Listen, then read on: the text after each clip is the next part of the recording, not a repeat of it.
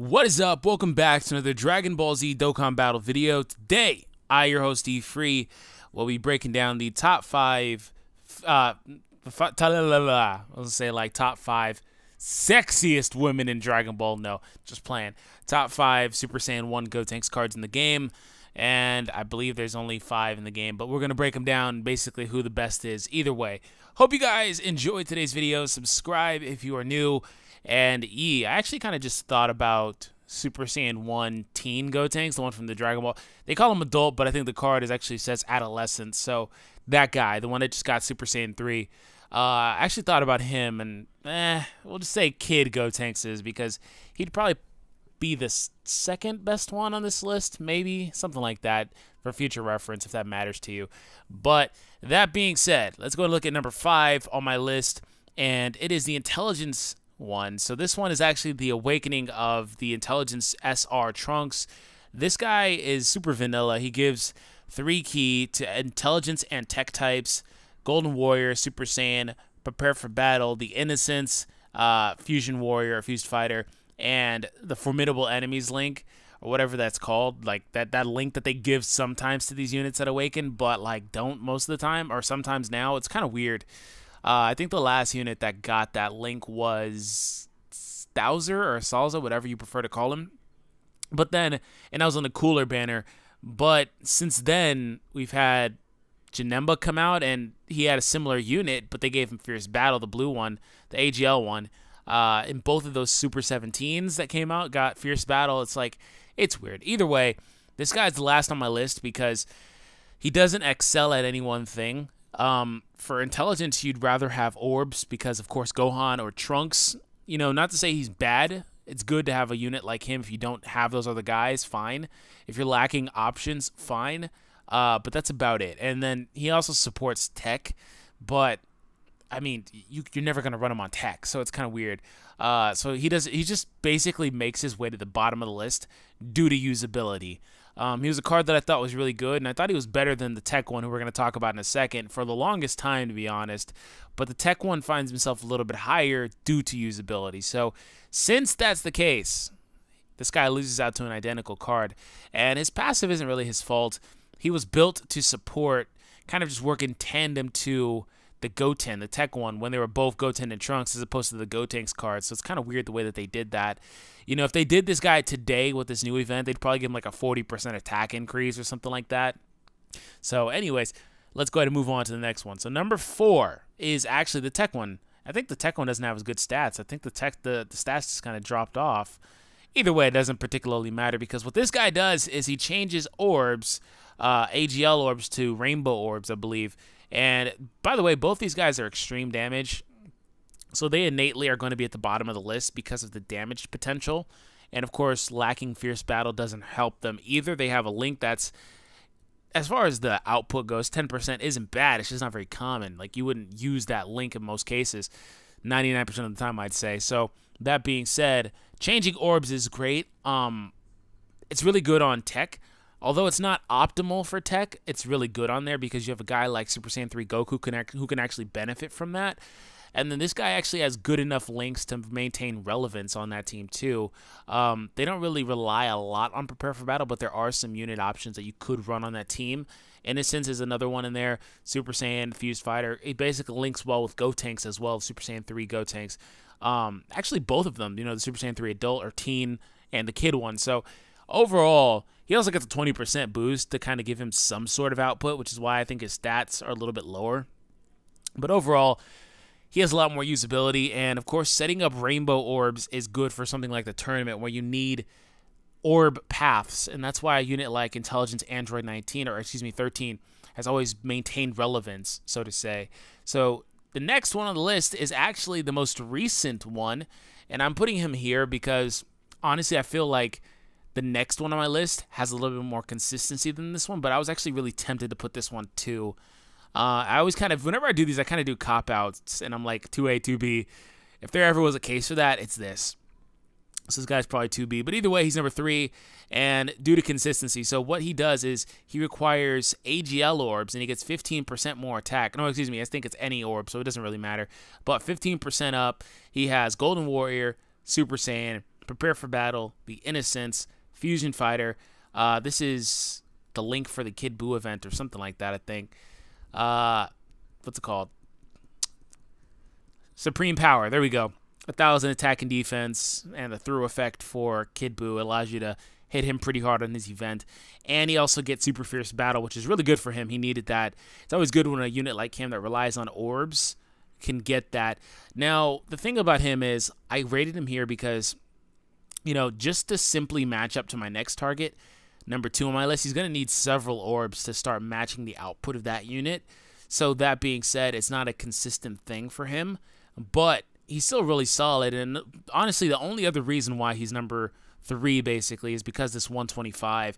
If that was 135 or 140 or whatever, he'd probably pop in as number 2 because he could still output more damage easier.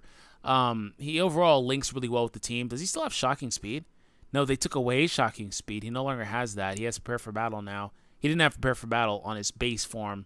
This is the base form AGL one that Dokkan awakened from the new Gotenks event into AGL Super Saiyan. So he also lowers defense. I've said it a million times. It's cool that they're adding mechanics like this to heroes because a lot of times villains get these gimmicks. But if you're going to add one, add attack, because lowering defense that doesn't really do much. It doesn't really help you at all, really. Aside from taking on the physical Broly stage or STR Broly stage, it doesn't do anything for you. It's a cool little way of saying, oh, we gave him something, you know. He's not just a generic unit, but he's still getting 15% per orb, which is kind of cool, too. I think he gave 2. He also has a better leader skill, but for these units, I mean, you have God Lead. So if you don't have a God Lead, that's fine. It's all about options. But from what I'm talking about, this is just a general perspective. By the way, when I do these, I've said it so many times, it's not a per team scenario, right? I kind of threw in some team options with the tech one to kind of explain why I thought he was a little better. But it's not a team scenario. I'm not rating this unit on Super AGL versus, you know, the physical one, who's obviously going to be in this list, on Super Physical. I'm not doing that. I'm just looking at the units individually. So for that reason and the other reasons I mentioned, this guy pops in as my number 3 option on the list. And number 2 is STR. And STR has never been a unit that, ever since he came out, we never really gave him his due diligence, if you will. Like, he never really got looked at in a positive way. Never really was given much of a chance by the community. I'm sure that if you have him, right, and you didn't have other options, you used him and you found he was pretty solid, right? But I recently started using him just a little bit, just for shits and giggles, and I was like, you know, he's actually really not that bad. And guys like him that came out in his era that have passives that give up like 80% or something like that, they're not as bad as they once were because of the fact that the leader skills have improved. So Super Saiyan 4 Goku is a significantly better leader than Omega Shenron, right? And this guy can fit on that team significantly easier. So that being said, his output is nicer. The low base stat, 8,000 attack, is just a product of the time he came out. He'd probably have a little bit higher, 84, 8,500, things like that. He'd probably have a stack on it too, a 3 to 6 turn stack on a super attack instead of his stun. But honestly, I think the stun is a good thing for him. There's not really units on the team that it would really bother, because sometimes with the stun, for example, on Physical and AGL, those two teams have counter units, and they can't get their counters off if you're stunning, so it's kind of like a scenario where you pick your poison. So I think this Gotenks is a really solid unit, and he never really got the shine. And the only real problem with him is that he has to be facing one enemy. So if you're on a Dokkan event, or God forbid in the tournament, you have to at least get past the first round of the Dokkan event to where you take on, majority of the time, one enemy throughout that rest of the event. Sometimes they have, you know, multiple enemies on different stages, like the Cooler event, for example, but that's very few and far between. So once you get past that first stage where he's basically heavily nerfed, he pops off as being one of the better ones. Having Fierce Battle does help. The stun can be a good unit, or a good mechanic defensively. Saiyan Lineage is here, which, I mean, more power to you, right? Fused Fighter, the Prepare for Battle Link, Innocence, Super Saiyan, Golden Warrior, which I don't know if the other ones had Golden Warrior. Overall, and a 135 key multiplier. So that's why, like, you know, he's more consistent damage-wise. He's going to struggle on the onset on Dokkan events, but once again, Pick your poison. Doesn't really matter. So that being said, we know who number 1 is. The list was probably super freaking, what's it called? Predictable anyway. Because this guy basically has always been the best Gotenks card. Aside from the Super Saiyan 3 Gotenks cards, he's basically always been the best one. And like I said, if you want to, in between this one and the STR one that we just looked at, you can slide the teen Super Saiyan 3 Gotenks in there. That's fine. Or Super Saiyan 1 Gotenks in there. That's fine with me. I think that he epitomizes what the STR one kind of wants to be but isn't. You know, he has a 3-turn stack, I believe, on the super attack. He has the 80% up on the super attack via the passive. You know, and he has the good links too. So I feel like he kind of epitomizes what STR wants to be, but it's not a bad thing that STR isn't that unit and STR stuns instead. So I'd put him there. But this guy, overall phenomenal unit, supreme damage, 100% up on the super attack, Golden Warrior, Super Saiyan, Prepare for Battle, Innocence, Fused Fighter, Saiyan Lineage, and Super Saiyan, or Super Fierce Battle, excuse me. Exact same links, 135 key multiplier too. It took them a while to Dokkan Awaken him. What happened with him is they said, hey, we didn't want him to be super OP. So what they did with him is I believe that, and I know for a fact, initially when the Super Saiyan 3 event came, they didn't awaken him. They didn't awaken the AGL one that we just looked at. They didn't awaken the STR one, who's still base form, so he's not on this list.